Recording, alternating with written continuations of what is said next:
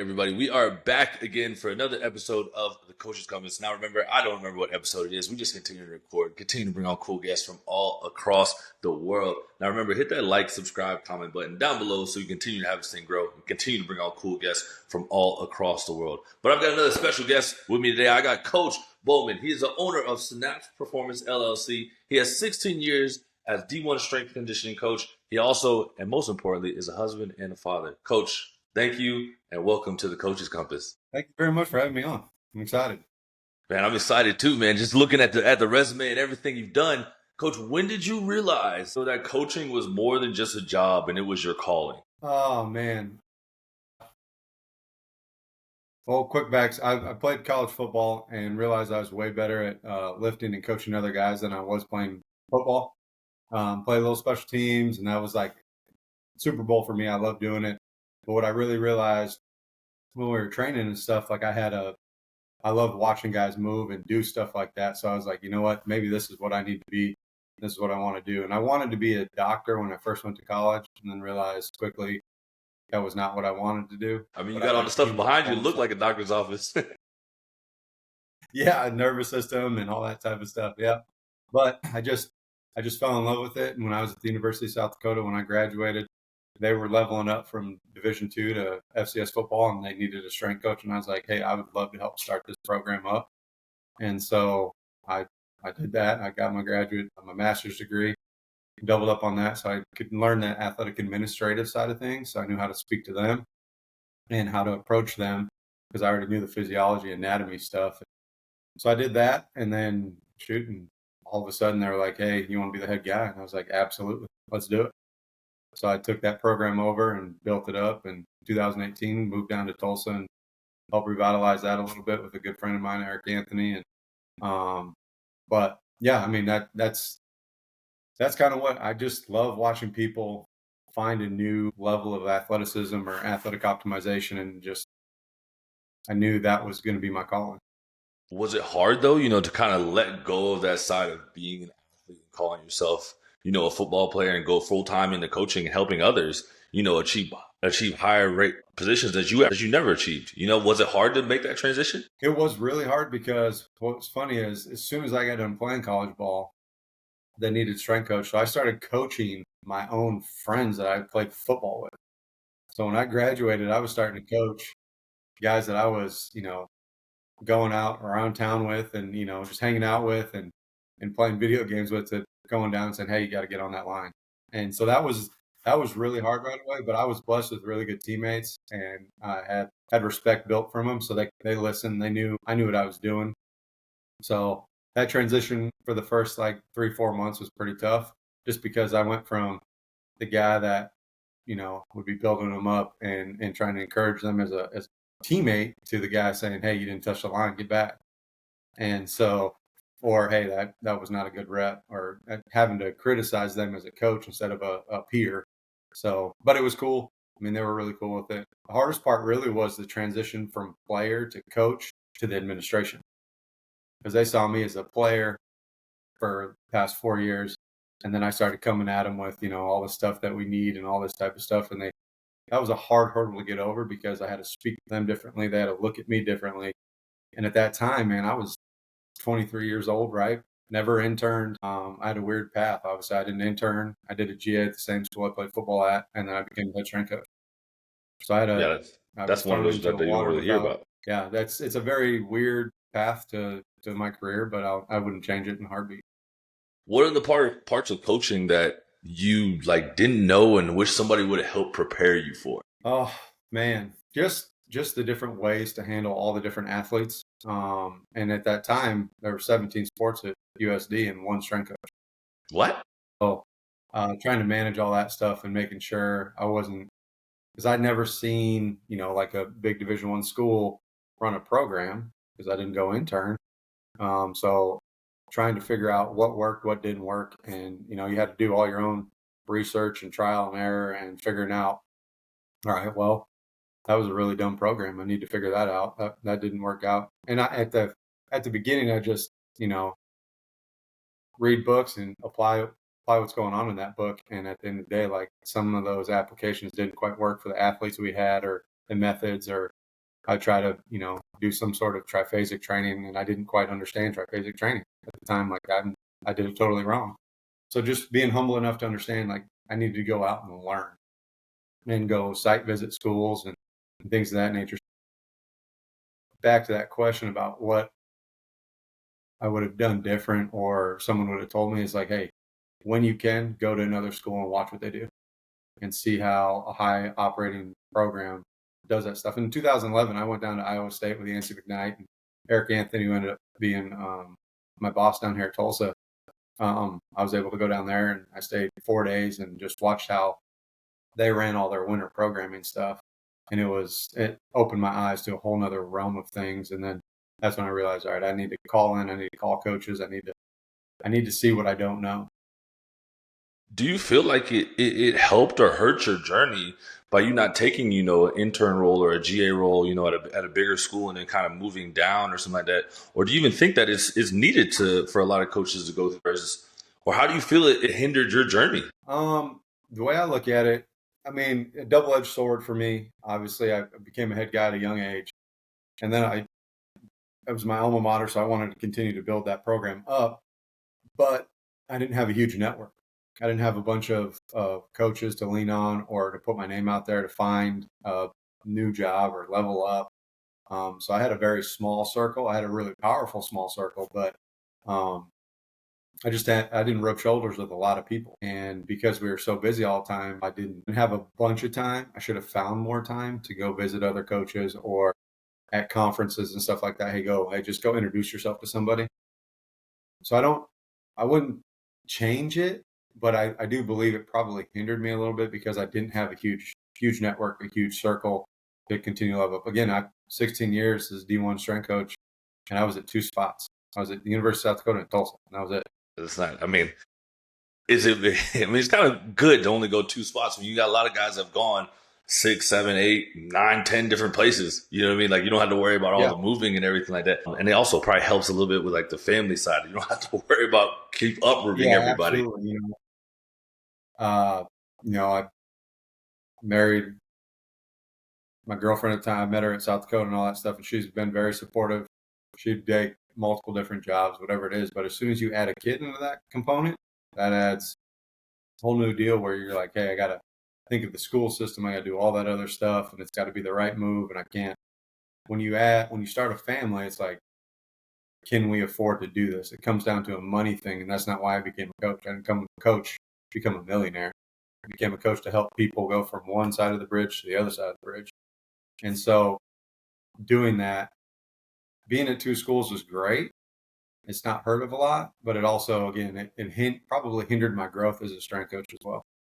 Yeah, for sure. I mean, but you're in a great position that you're at right now. You know what I mean? Not many coaches can say that they have their own place.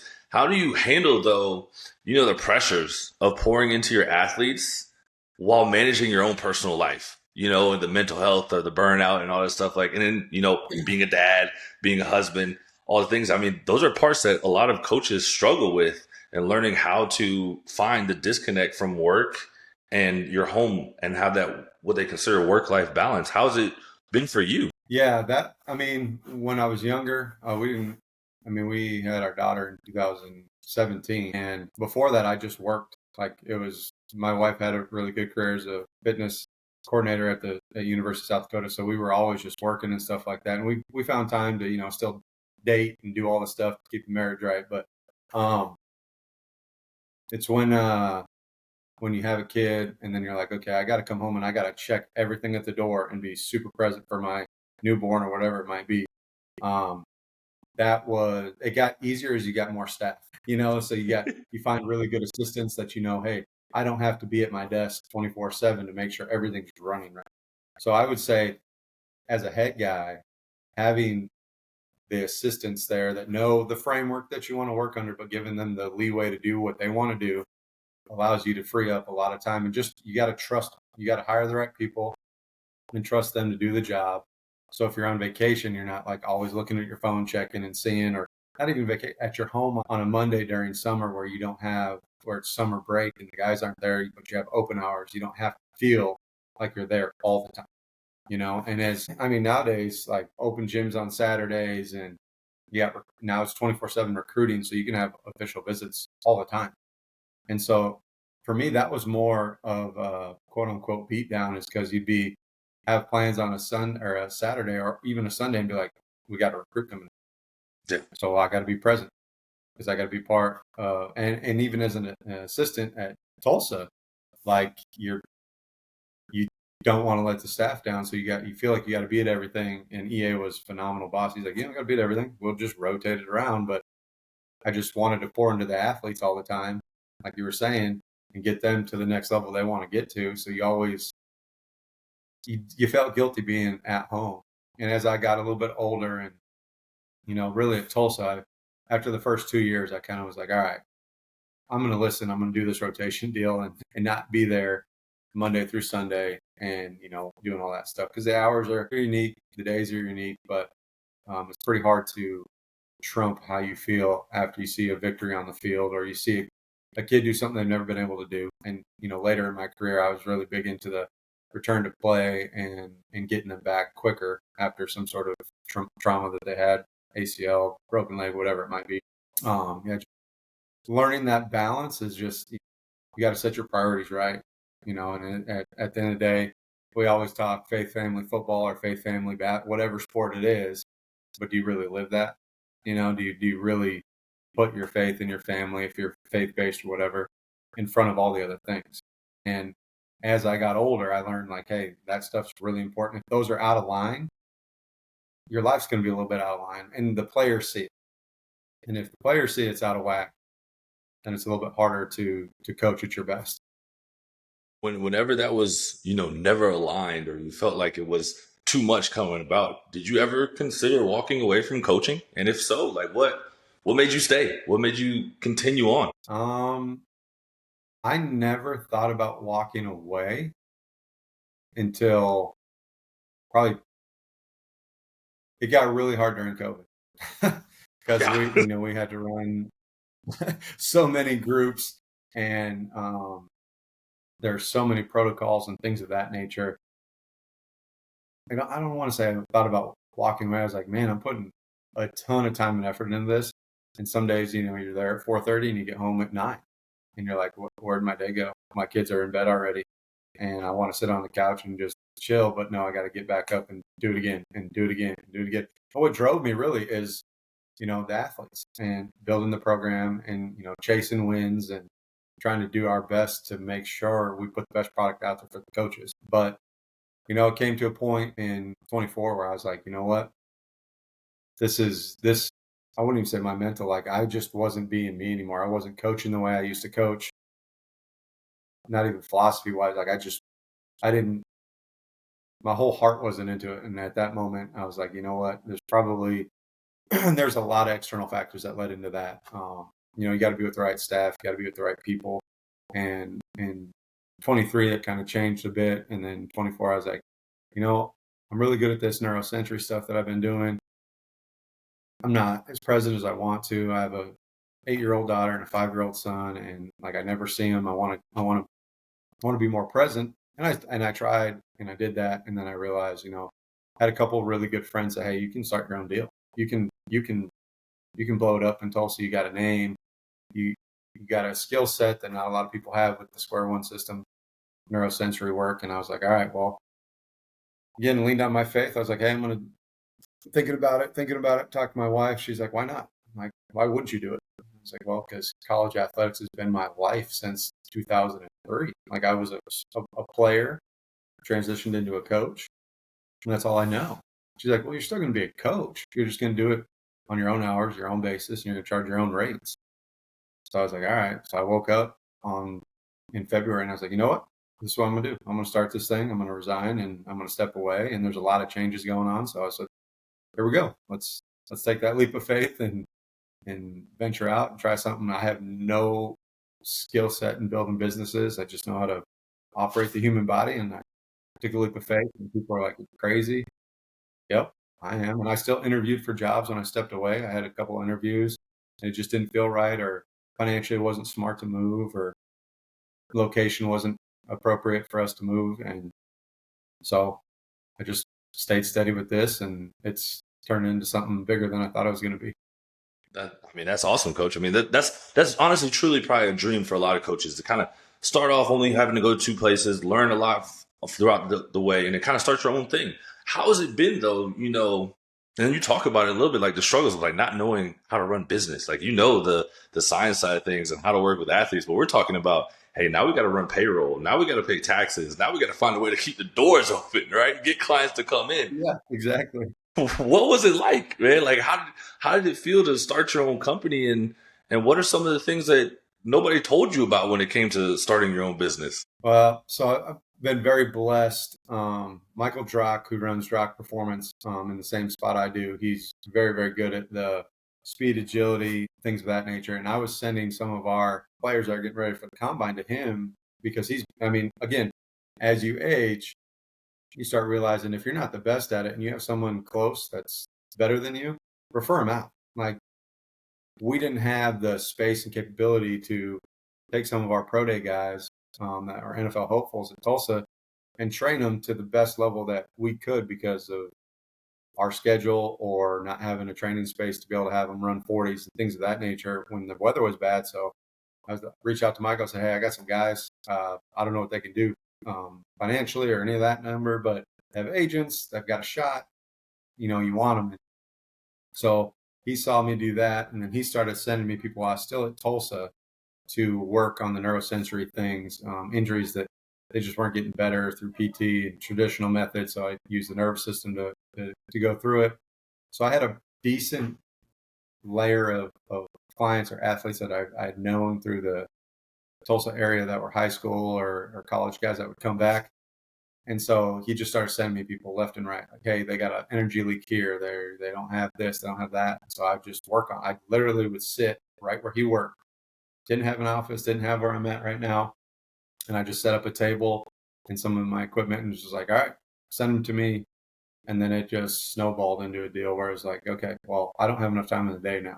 Like I'm not going to work from 6 a.m. till 9 o'clock at night with these people because that's what I was doing already. Scheduling became a nightmare. People just text me, hey, can you get me in? And when I first started, I was like, yeah, I'm going to get as many people in as I can. And then word got out what I was doing and successes we were having. And all of a sudden it was like, okay, well, we need to make this a little bit more professional, get a logo, get some stuff, brand myself, things that I don't know anything about. But luckily, through the people I've met training or through Drock, like, they all have a skill set that I didn't have. Business owners, high level bankers, and their own business owners that have started from the ground up. And all of a sudden, it just, all these people are willing to help me. So that's what I did.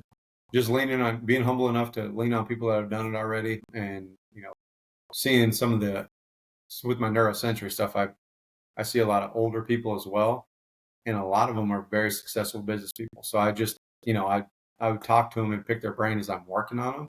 And I picked up so many nuggets there where it was just like, wow, I'm not doing this, I'm not doing that. In the day, if I'm the only one working in my business, then if I want to take a vacation, it's, $1,000 to take a vacation. And then I lose out on 4, 5, 6, 7 people a day. So now I'm taking double the loss.